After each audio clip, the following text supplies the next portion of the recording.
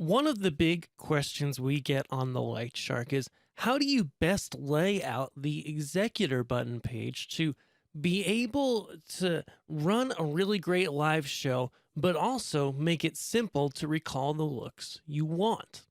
In this video, I'm going to show you exactly that so that you can begin really laying out your show well so that you can harness the full power of the lightShark, whether you're on an LS1 or LS Core, and use that to create great lighting, not only for a music setup, as we can see we've got here, but anytime you've got a band. So it could be a church setup, any other house of worship, it could be a DJ setup. This will apply to anyone. So the very first thing I did to get started laying out my show is I've basically got here three sets of lights that I'm working with, and I've put those on faders. So I've got one fader that had a position in it. I'm not actually using that right now. Then I've got the intensity of my wash movers, the intensity of my spot movers, or my backdrop there, the intensity of my backdrop, and then the intensity of my spot moving heads. Perfect. And so I'm using faders to control the intensity, and I like to do that whenever possible because intensity is one of those parameters, one of those attributes of light that we really want to have variable control of. Then we go over to the executors page, and we can see I've laid out a lot here, and I'm going to walk through it.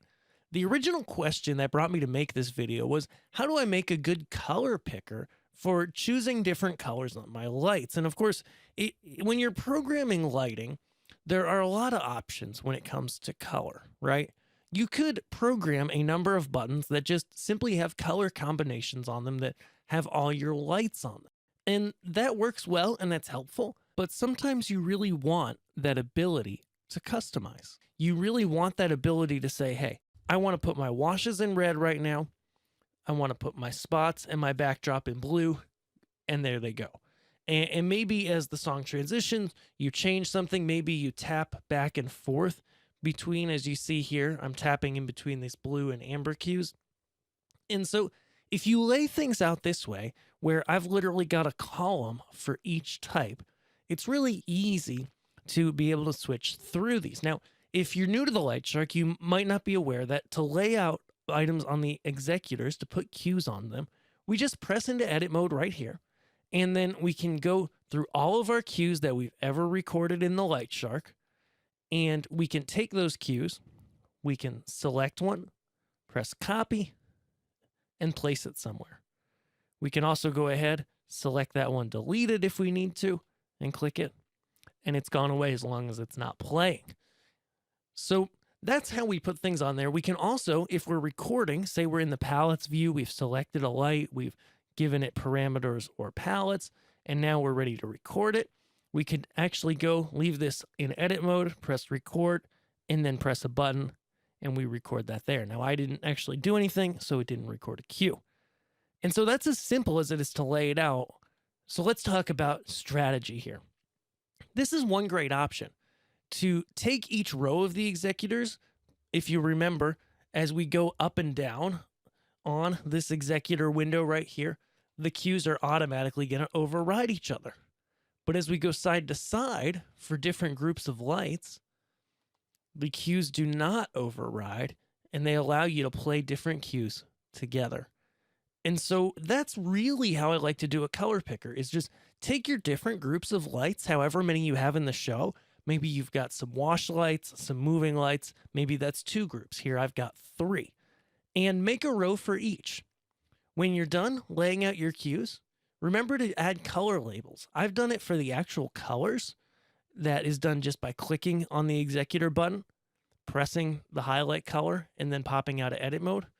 Or another way to do it is each row could be a different color for a different type of light. Again, it's totally up to you, the operator, and how you want to design your show.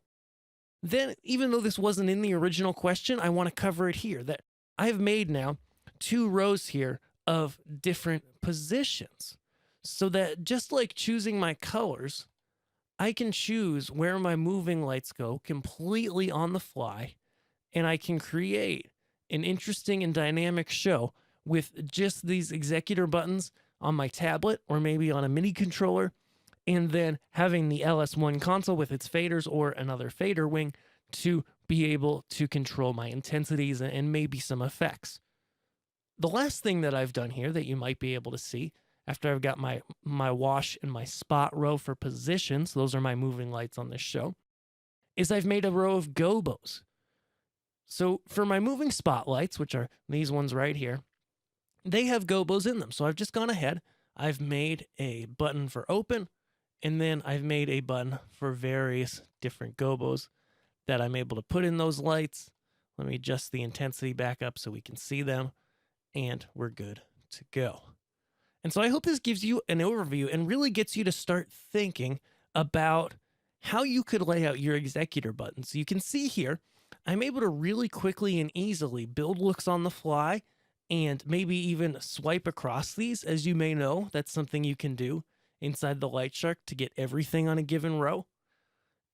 And I'm able to select a lot of great things that I want to do.